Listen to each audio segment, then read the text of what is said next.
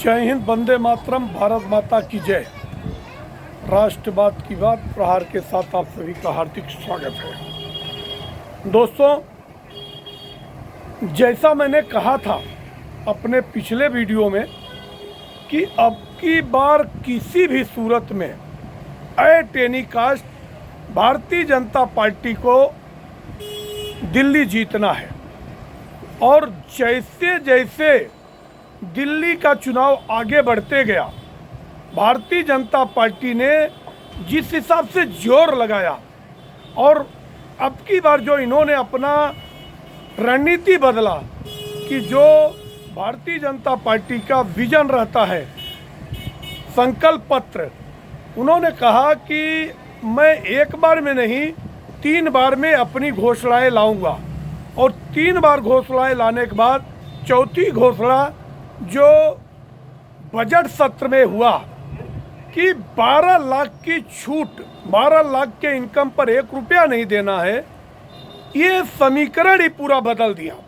दूसरा, मोदी जी ने पूरी जिम्मेदारी अपने ऊपर लिया और आज जो समीकरण दिख रहा है कि 50 सीटों पर भारतीय जनता पार्टी बढ़त बनाए हुए है। और उनके बड़े बड़े नेता, कद्दावर नेता, चाहे वो अरविंद केजरीवाल हो, चाहे मनीष सिसोदिया हो, चाहे आतिशी मारलेना हो और चाहे सौरभ भारद्वाज हो, सारे नेता ढेर दिखते जा रहे। मतलब झूठ की राजनीति ज़्यादा दिन नहीं चलती है। मैंने बहुत पहले भी कहा था कि झूठ काठ की हांडी एक बार ही चढ़ पाती है। और अब की बार जो इनका शराब घोटाला और दूसरा जो इनका शीश महल, तीसरा जो दिल्ली का प्रदूषण और चौथा जो आम आदमी पार्टी की बकलोली, बड़ी बड़ी बातें, केवल लोगों को गुमराह करना कि मैंने बिजली फ्री दे दिया, मैंने पानी फ्री दे दिया, मैंने शिक्षा सुधार दी, मैंने इतने स्कूल कॉलेज बनवा दिए, सारी खोखली बातों पे आज दिल्ली की जनता का मुहर दिखाई दे रहा है। और प्रचंड बहुमत से मुझे लग रहा है कि भारतीय जनता पार्टी एक इतिहास, जो कि 93 में 46 सीट जीती थी भारतीय जनता पार्टी, मुझे लग रहा है वो 93 रिपीट अगेन हो रहा है। 46 प्लस सीटों से आगे बीजेपी चल रही है, 48 से फिलहाल आगे है। और जहां तक मुझे लग रहा है कि 50 भी हो जाए तो कोई अतिशयोक्ति नहीं होगी। और सबसे बड़ी बात है कि जहां तक हमने पहले भी कहा था कि अरविंद केजरीवाल, मनीष सिसोदिया, आतिशी, ये तीनों ढेर होंगे और वो तीनों ढेर होते दिखाई दे रहे। अमानतुल्लाह खान भी पीछे चल रहे हैं। मतलब बड़े बड़े धुरंधर, न इनकी कोई जाति वाली राजनीति चल पाई, न इनकी धर्म वाली राजनीति चल पाई, और न तो इनको कोई पुजारी ग्रंथियों ने इनका साथ दिया। 18,000 का जो इन्होंने घोषणा किया था, और न तो इन्होंने मौलाना को जो इतने साल तक 18,000 दिए, वो भी इनका साथ देते दिखाई नहीं दे रहे हैं।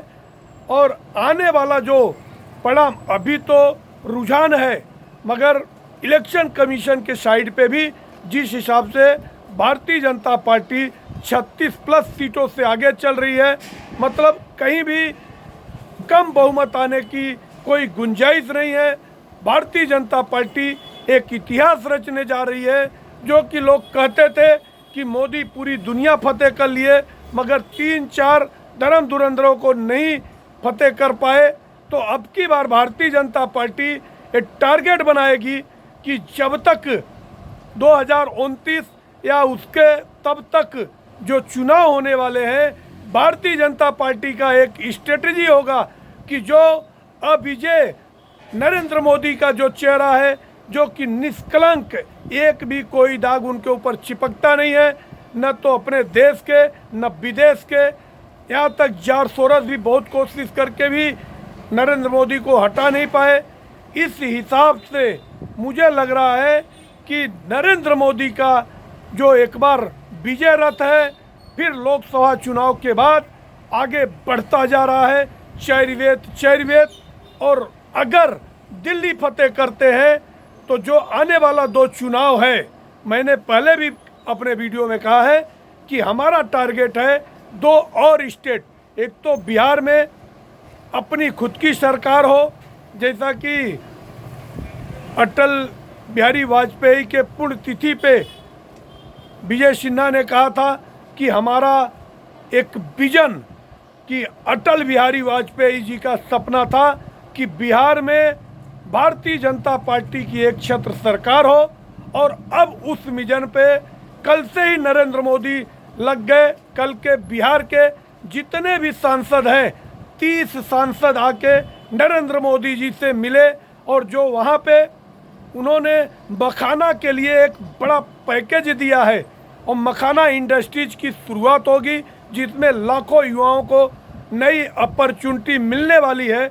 और उसमें कई नेताओं ने उनको मखाना गिफ्ट किया और उसके लिए आभार व्यक्त किया कि भला अभी तक कोई ऐसा प्रधानमंत्री आया जो बिहार के लिए खुले दिल से छाती खोल करके एकदम से गिफ्ट दिया है कि बिहार भी अब पूरे भारत के राज्यों के साथ खुद को पिछड़ा न समझे, कंधे से कंधा मिलाकर जो 2047 का विजन है मोदी जी का, कि एक संकल्प है कि भारत को हम विकसित राज्य बनाएंगे, उसमें इन सभी बड़े बड़े स्टेटों के एक बड़े योगदान की ज़रूरत है।